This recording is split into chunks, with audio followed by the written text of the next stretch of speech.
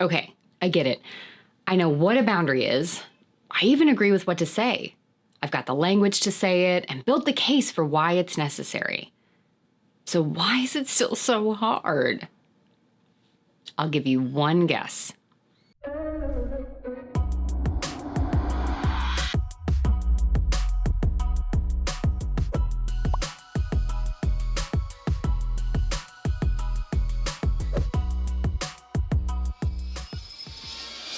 Hey everyone, how's it going? I'm Kira Wackett. Thanks for joining me for another video as we work to empower and equip you with the confidence and skills to write your own story so that you can live your life on purpose. Today we're going to expand on the video we did last week that helped us understand what a boundary is and what it can look like. And now we're going to talk about why setting them is so hard. At this point, we can all agree, boundaries are necessary and helpful.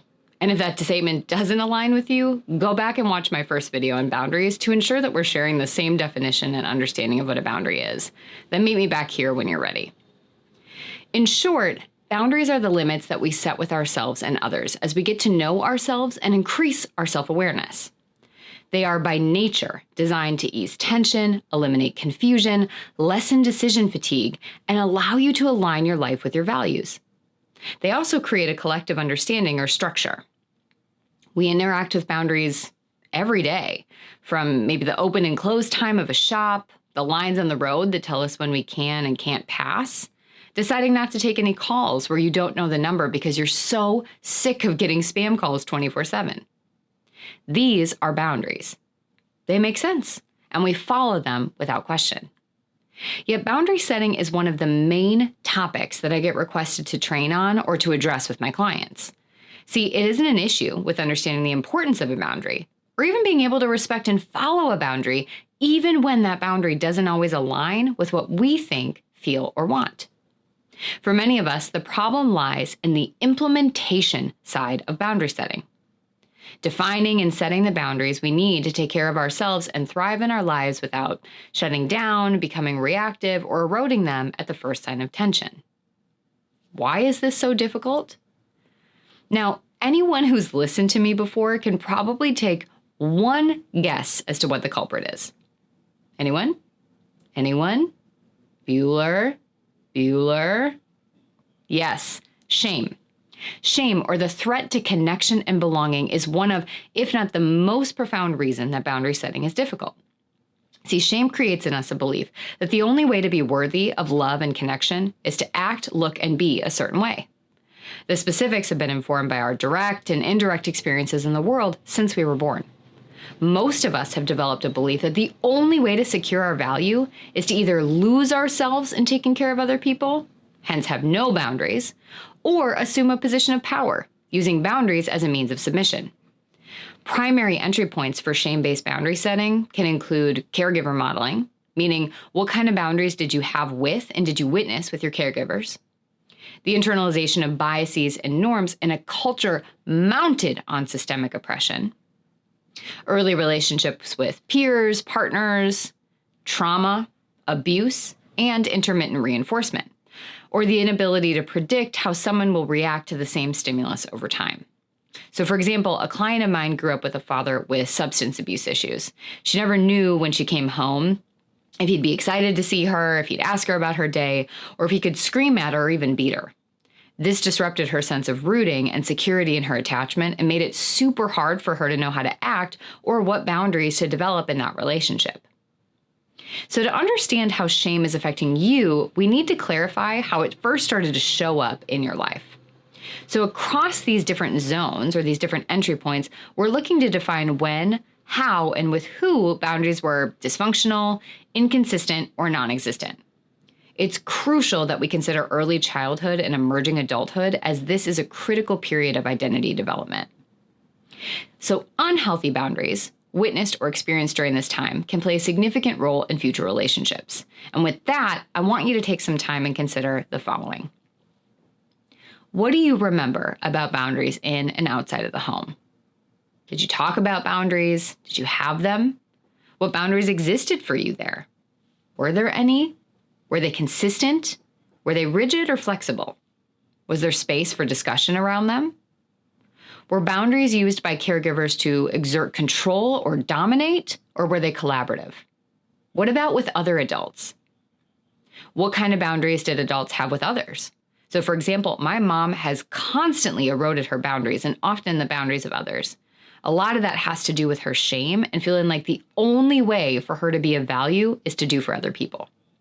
This was made even more complicated by the fact that she lives with bipolar disorder, which went undiagnosed for years. So because of that, she struggled to understand what may or may not be appropriate social boundaries and can still have difficulty knowing social context boundaries or upholding them with other people. So watching her give herself to everyone, especially at work, suggested that this is what you have to do to hustle and be successful. And the fact that she talked about everything with me made it hard for me to learn boundaries and what you do and don't talk about with other people. Another thing to ask yourself is, were the boundaries flexible or context specific? So do they have the ability to be adjusted to match the context of a particular situation or need? If you were late getting home, were you allowed to explain what happened or talk it through with your caregiver? If an assignment was 1 minute past the deadline, was there any flexibility? If there was a rule of no phones at the table, was there ever a time that they were allowed? What happened when you would say no to a partner about having sex or to somebody about being touched? How did your friends react if you didn't want to hang out or if you weren't interested in doing or being a certain way based on what they might be doing? And as a general rule, how did people react to and provide opportunities for you to set boundaries? Were they respected or pushed back on? Did you feel heard when you would assert a need? I think about this even in small ways with Everly. So yeah, she might be 2.5, but she has opinions and wants. And we've been talking to her about consent and about her wants since she was about 6 months old. And the idea that she gets to set boundaries on if she hugs someone, if she tells someone she loves them, and understanding if she feels and wants to say sorry. My job is to help her understand these really abstract and immense concepts, but she gets to choose how she engages with them. I'm not going to force her to say I love you or give someone a hug or to apologize just because I said so. But instead, I can help her understand the choices she has when someone tells her that they love her, or consider how she might want to respond when she learns that she's hurt someone's feelings so that when she does do it, the hug or the apology, it's not because of a boundary I set, but a values-driven boundary and of consent that she's giving for and by herself. So what came up for you as you thought about these questions? What did you notice? Were there themes? And what was the subliminal messaging in your experiences? Again, think back to shame here. Shame is founded on the belief that you have to do or be X to be worthy. So how do you make sense of these early boundary experiences in the context of shame? And as you reflect on your shame story and the rules it's had on how you should and should not be to engage in the world, consider how this connects to your comfort with boundary setting. See, if boundaries were used as a means of dominance and control, they were rigid and inflexible or reactive in nature, you might either struggle with knowing how to set a boundary before you reach that point of sort of reactivity, frustration, or shutting down. Or you might set so many preemptive boundaries as a means of protection and to exert that sense of control that you inhibit yourself and others from developing a genuine connection or feeling safe. You might also believe that people in power get to set the boundaries and that others have to follow through. So this can make roles wherein someone's in more of an authority position or kind of in that leadership role a little bit trickier. So you might either assume that dominant role or that leadership position and then believe, well, this is what I have to do, or I should take this dominant position. Or you take more of that role of subservience and allow others to be in charge and do, and you just follow and kind of go along with it or be in that state of submission. This can correlate with experiencing little observation of boundary setting or upholding. If the people you watch struggled with boundary setting, then you might fear what it would mean if you did. You might assume it'll be perceived negatively or hurt someone, so you allow there to be so much gray that the boundary is constantly in flux or that people can't even find the end to where the boundary begins.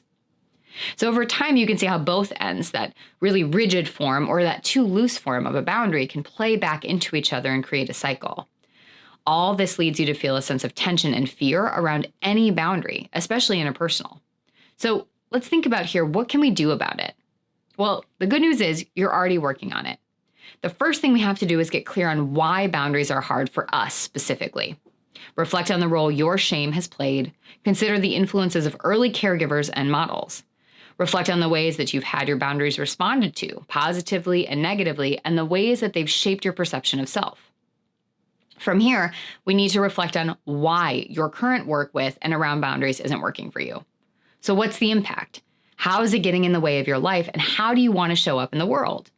So for example, do you find yourself saying yes to so many things at work that you end up working later at night or staying up to put in extra time, losing time with your family, or sacrificing sleep and self-care for work? The third point is to ask yourself what you want to change.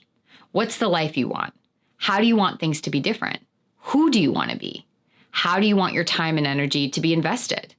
There's a great worksheet that I have that has you consider how you're investing your time, money, and energy, both as it exists in your current life, as well as in relation to that future or kind of fantasy self that we want to create and move towards.